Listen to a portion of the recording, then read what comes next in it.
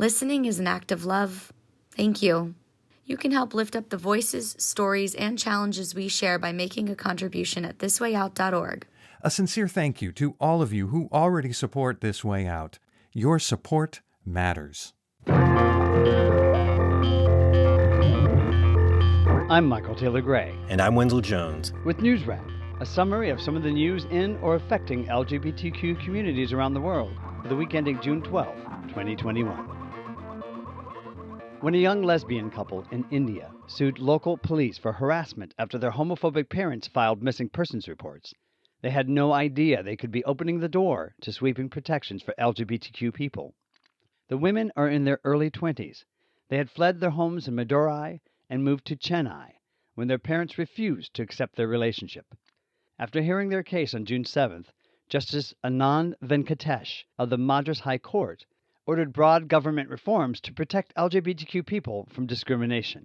He wrote that, "I realized, after a one-on-one interaction with the petitioners, that it was society that has to set off on a journey of understanding them and accepting them and shed our notions, and not they who have to turn themselves inside out to suit our notions of social morality and tradition."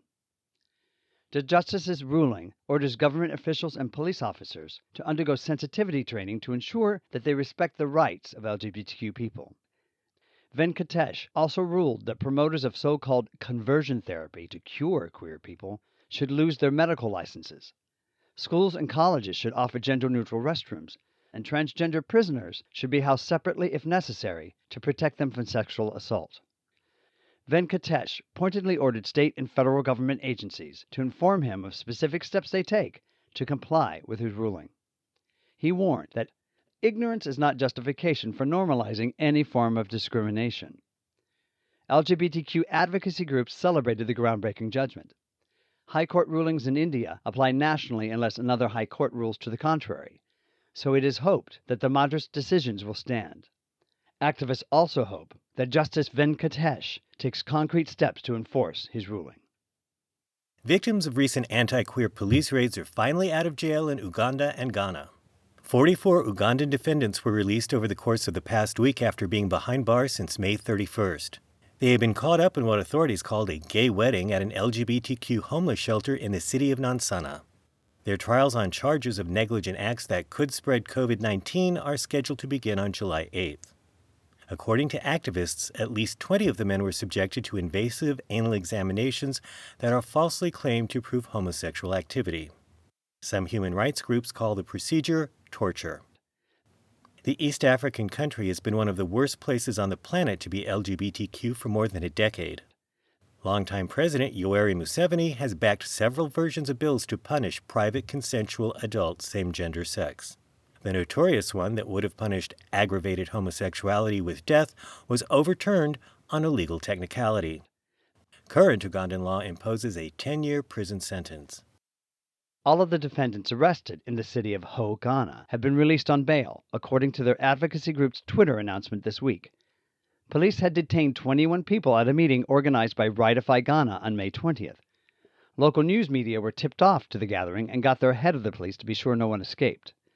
The activists present were ironically there to learn how to document and report anti-queer human rights violations.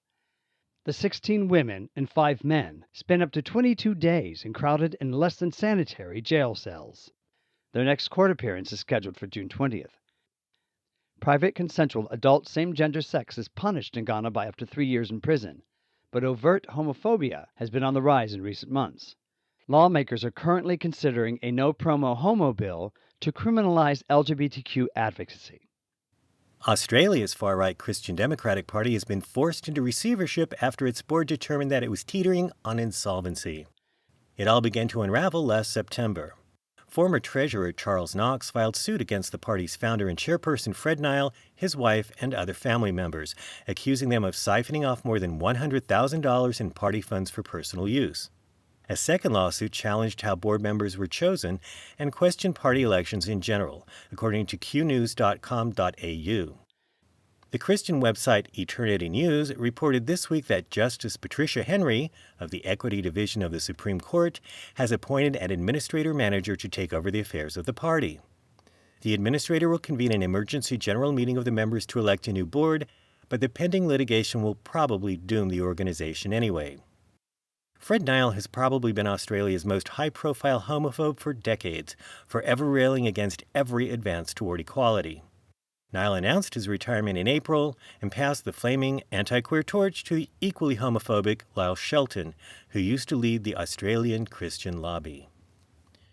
The United States Senate has designated the site of the Pulse Nightclub in Orlando, Florida, as a national memorial, and did so by unanimous vote. That's a rare accomplishment these days. It marks the 5th anniversary of the June 12, 2016 massacre.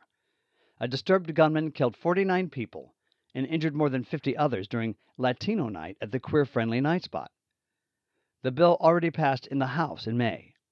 President Joe Biden is expected to sign it into law. Democrat Darren Soto of Florida was the lead House sponsor. In a statement emailed to The Advocate, he wrote that the federal designation of the Pulse National Memorial is a deeply meaningful way to honor the lives that were taken that night. An interim memorial occupies the club site now. Plans are in the works through a nonprofit foundation for the National Pulse Memorial and Museum. It will incorporate the remains of the club into a garden with a reflecting pool and 49 trees, with the open-air museum planned for construction a half-mile away, according to the Orlando Sentinel. A survivor's walk will trace the half-mile the wounded traveled from the Pulse to Orlando Regional Medical Center. Another lavender ceiling has been crashed, this time in Texas. Jalen McKee-Rodriguez defeated an entrenched incumbent this week to win a seat on the San Antonio City Council. That makes him the state's first black gay elected official. The 25-year-old former math teacher told reporters that if you have the right motives, the right passion, and you're a good listener, people will trust you. McKee-Rodriguez received more than 60% of the vote in the runoff election. He once worked for the incumbent, but they parted ways over alleged anti-queer harassment and discrimination. McKee-Rodriguez got his bachelor's degree in communication from the University of Texas and will get a master's of educational leadership and policy studies this year. He and his pharmacy technician husband live in San Antonio's suburbs. This is the first day of Pride, and it only took a matter of a few hours for them to come and confiscate it. It's just petty and unfortunate. Pennsylvania Lieutenant Governor John Fetterman reluctantly took down his pride flag. The Democrat and longtime queer ally had unfurled it on his office balcony despite the overwhelmingly Republican state legislature's rule that any flag other than the state and U.S. flags must be approved for display on the Capitol complex. Fetterman acknowledged to the local ABC TV affiliate that he was technically breaking the law, but pointed out that it's perfectly legal to discriminate or deny service to members of the gay or trans communities in Pennsylvania. The Republican legislative majority rejected bills this year to embed anti-bias protections for LGBTQ people in the state constitution and to remove homosexuality from the state's penal code. Finally, homophobia in Major League Baseball is slowly but surely melting away. The Los Angeles Dodgers held their colorful annual Pride Night on June 11th. They pummeled the visiting Texas Rangers 12-1. The rival San Francisco Giants kicked things off on June 5th with the introduction of on-field uniforms sporting the 11 colors of the Progress Pride rainbow flag. They edged the visiting Chicago Cubs that night 4-3.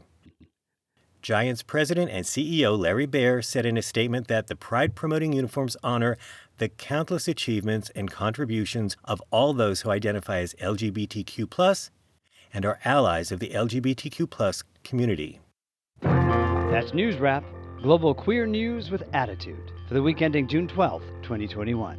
Follow the news in your area and around the world. An informed community is a strong community. NewsWrap is written by Greg Gordon, edited by Lucia Chappelle, produced by Brian DeShazer, and brought to you by you. Help keep us in ears around the world at thiswayout.org, where you can also read the text of this newscast and much more. And you can read the transcript and listen to NewsWrap each week by subscribing to our This Way Out radio channel on YouTube. For This Way Out, I'm Wenzel Jones. Stay healthy. And I'm Michael Taylor Gray. Stay safe. This just in. Guess who surprised Pride participants in Washington, D.C.? Happy Pride! Hi! U.S. Vice President Kamala Harris and Second Gentleman Doug Emhoff briefly joined an abbreviated pride walk in the nation's capital on June 12th, a historic first for the country's second-in-command.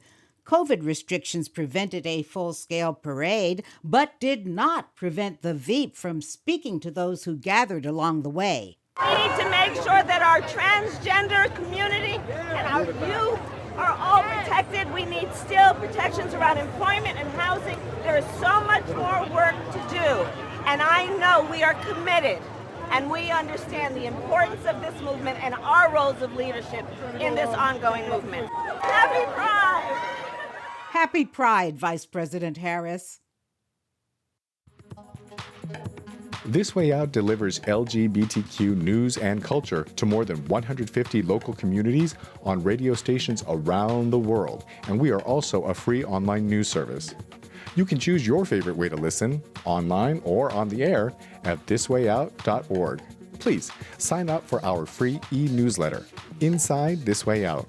We will respect your trust in us and make sure your personal information is never shared with others. Just send us an email at info@thiswayout.org to receive the informative and unique addition to the show. You'll be invited to join us for a more in-depth look into our stories and be encouraged to learn more about This Way Out's 3 decades of broadcast activism. Find out about our upcoming virtual Pride event, James Baldwin, a This Way Out Teach-In, live streaming on Instagram and YouTube, June 25th, 2021, featuring an interview with President of the Human Rights Campaign, Alfonso David. James Baldwin came into my life through his writings and through his conversations. I did not hear his voice until much later in life. His words are powerful on the page, but when you add his voice to those words, they go into another sphere. I want to make it absolutely clear that I am talking to you as Jimmy Baldwin, who was born in Harlem 39 years ago, not as an organizer, and not as a Negro leader, and not as a public figure, not as any of those things, but as one of the poets that you produced. We hope you choose to join us in celebration of LGBTQ history and culture. Email us at info@thiswayout.org to join the movement. We'll make sure you always know what's going on inside This Way Out.